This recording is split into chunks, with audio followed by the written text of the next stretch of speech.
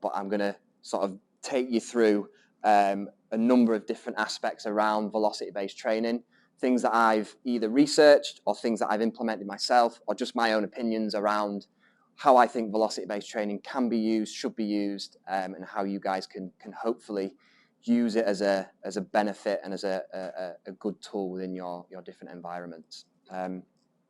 So we'll kind of very, very quickly cover definitions and the kind of underpinning physiology, but I'll spend a minute on that at most.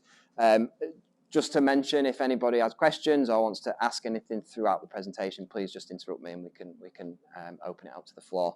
I tend to like to troubleshoot in these when I've done this kind of presentation before, because I can present some stuff and you might say to me, well, Steve, I can't do that. So, how can I make it work? So if you do have questions specific to your environments, please ask up or call me later and we can do some troubleshooting.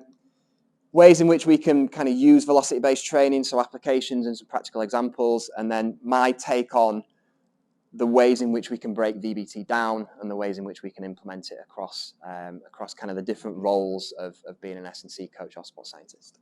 So I think it's really important that we start here and the importance of having flexible programming within our sort of strategies. And for me, flexible programming is basically auto-regulation, okay?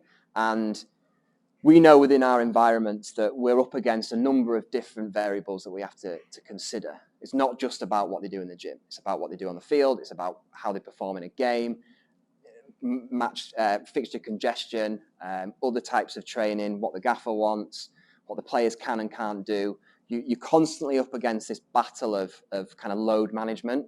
And I think from an S&C perspective, it's our job to manage that and make sure that we don't push them too far.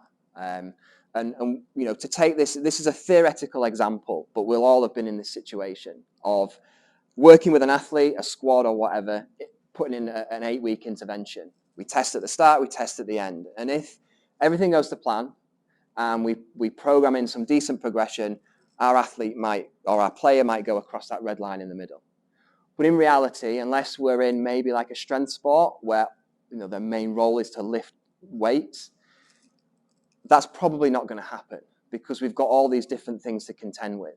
And not just the influences of other training and fixtures, but also poor sleep, poor nutrition, stress outside of the club. There's lots of different variables that we have to account for when we prescribe resistance training. So in reality, we might end up having athletes that are going up and down within that grey area. There is a small amount of research that suggests 1RM can fluctuate by 20% on a daily basis. Okay, needs more behind it to really be confident of that. But I think we've probably all come across situations where they can't lift the same as they did last week, or they can lift more depending on what's going on. So I think it's a really important thing just to have in your mind. There's other methods available to you than VBT. We can do RPE, RIRs, predictive equations, reps to failure, set best rep, APRE. There's lots of stuff out there, but from a semi-biased opinion, I think VBT is the best that we've got, okay? And I'll come on to why in a second. So for those of you that are unfamiliar with VBT, it's basically anything that measures movement velocity. So any type of movement, any type of training that utilizes the measurement of velocity, we can class as VBT, okay? And it's directly linked to the inverse relationship between load and velocity, which I'll come on to in the next slide. These are the reasons why I really like it. It's multidimensional. There's lots we can do with it. And within those applications, it can be really, really flexible. So we can mold that application to your environment. And I think that's one of the strongest parts of VBT. It's not a textbook. You don't have to do things in a certain way. You can mold it to what you need. And obviously it's objective. It gives us actual objective data. And if we think about how force and velocity link to kind of mechanical, biomechanical, and physiological adaptations, we know that force and velocity are underpinning qualities of movement. So taking something like velocity that has a clear neuromuscular quality I think is really important and gives us a bit of a picture as to how our athletes